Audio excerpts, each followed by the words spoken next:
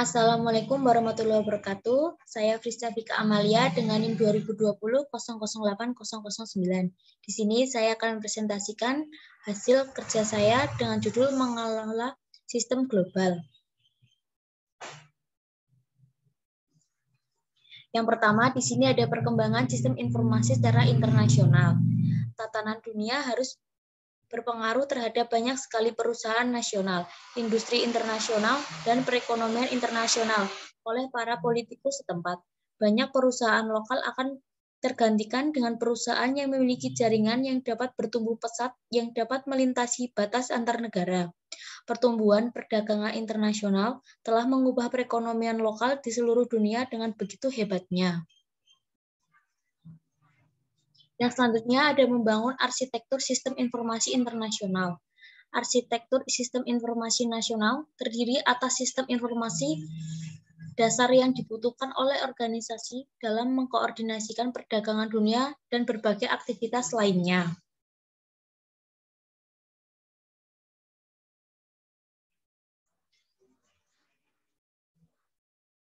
Dimensi utama untuk mengembangkan arsitektur sistem informasi internasional dalam lingkungan global adalah strategi global yang perusahaannya, struktur organisasi, manajemen, dan proses bisnis, dan plafon teknologi. Strategi dasar yang perlu diikuti saat membuat sebuah sistem internasional adalah memahami lingkungan global di mana perusahaan beroperasi. Artinya, diperlukan pemahaman tentang kekuatan pasar secara keseluruhan atau pergerakan bisnis yang mendorong Anda ke arah kompetisi global. Pergerakan bisnis adalah kekuatan dalam lingkungan yang harus direspon perusahaan dan yang mempengaruhi arah gerak dari perusahaan sendiri. Yang selanjutnya ada lingkungan global, pergerakan dan tantangan bisnis. Dibagi menjadi dua faktor, yaitu faktor budaya dan faktor bisnis yang spesifik. Faktor budaya meliputi komunikasi global dan transportasi teknologi. Yang selanjutnya, pengembangan budaya global. Lalu munculnya norma-norma sosial global dan stabilitas politik, lalu basis pengetahuan global.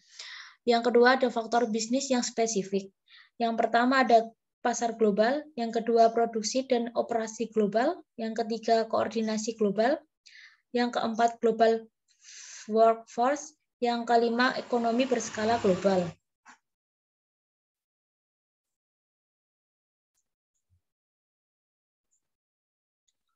Selanjutnya, hambatan sistem bisnis global dibagi menjadi dua, yaitu global dan spesifik. Yang pertama, global adalah partikularisme budaya, regionalisme, nasionalisme, perbedaan bahasa. Kedua, harapan sosial, merek, nama harapan, jam kerja. Tiga, undang-undang politik, data lintas batas, dan undang-undang privasi. Yang selanjutnya ada spesifik. Yang pertama, standar berbeda elektronik, data interchange, email, standar telekomunikasi.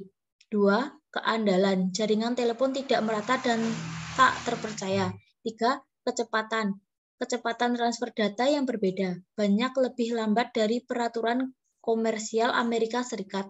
Empat, personil, kekurangan konsultan terampil.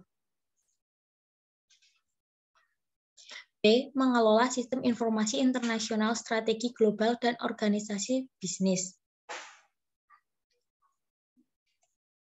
Terdapat 4 strategi global dalam basis struktur organisasional perusahaan global. Di antaranya ada eksportir domestik, multinasional, waralaba, lintas negara. Ekspor domestik sendiri, ciri aktivitas perusahaan di negara asal perusahaan tersebut berpusat, produksi keuangan atau akuntansi, sumber daya manusia, penjualan atau pemasaran, dan manajemen strategi diatur untuk mengoptimalkan sumber daya di negara asal. Penjualan internasional biasanya menggunakan perjanjian agensi atau anak perusahaan, tetapi pemasaran luar negeri ini lebih bergantung kepada dasar strategi pemasaran di negara asal. Contohnya, Caterpillar, korporasional, dan pabrik atau pabrik perantara berat. Yang kedua ada multinasional. Strategi ini memusatkan manajemen keuangan dan pengendalian di luar negeri asal dan melakukan desentralisasi unitnya di negara-negara lain. Produk dan layanan penjualan berbagai negara disesuaikan dengan kondisi pasar setempat. Organisasi menjadi suatu kumpulan dari fasilitas produksi dan memasarkan di luar negeri. Perusahaan yang menggunakan sistem ini contohnya General Motors, Circular, dan Intel. Yang kedua ada waralaba. Dengan sistem ini, produk diciptakan, dirancang, dibiayai, dan diproduksi pertama kalinya di negara asal. Tetapi, untuk alasan khusus terhadap produk tertentu harus disesuaikan dengan personil luar negeri untuk memperluas proses produksi, pemasaran, dan sumber daya manusianya. Contohnya, waralaba makanan seperti McDonald's, French fries, cookies, and KFC. Yang terakhir ada lintas negara. Sistem ini menjadikan setiap aktivitas dapat memberikan nilai yang tambah dan diatur dari perspektif global tanpa memandang batas-batas nasional, mengoptimalkan sumber daya dari pasokan dan permintaan, dan memanfaatkan kesempatan dari keunggulan kompetitif lokal.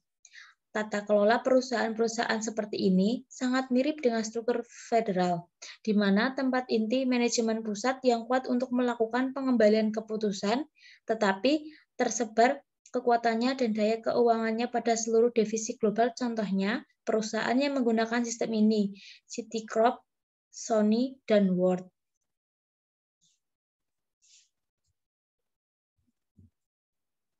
Yang selanjutnya ada mengatur ulang bisnis, prinsip dalam mengembangkan sebuah perusahaan global dan struktur pendukung sistem informasi.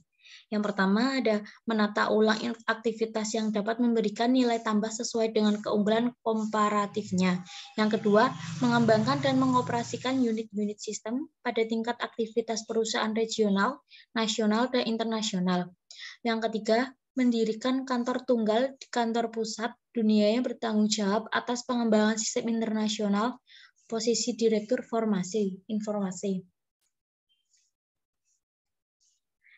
Yang terakhir ada materi mengelola sistem global. Tantangan manajemen dalam mengembangkan sistem global. Yang pertama, menyepakati kebutuhan pengguna bersama. Yang kedua, mengenalkan perubahan ke dalam proses bisnis. Yang ketiga, mengkoordinasikan dan pengembangan aplikasi. Yang keempat, mengkoordinasi peluncuran software. Yang kelima, mendorong pengguna lokal untuk mendukung sistem global. Strategi sistem global. Sistem inti atau core system adalah sistem yang mendukung fungsi-fungsi yang benar-benar penting bagi organisasi. Sistem yang lainnya harus dikoordinasikan secara terpisah karena sistem tersebut merupakan elemen penting, tetapi tidak harus nyata di berbagai negara. Apa sih langkah-langkah menentukan core system? Yang pertama ada definisikan proses inti bisnis. Yang kedua, identifikasikan sistem inti dalam koordinat yang berpusat. 3. Pilihlah pendekatan atau incremental gradation atau evolusi. Yang terakhir ada pastikan manfaat dapat dirasakan.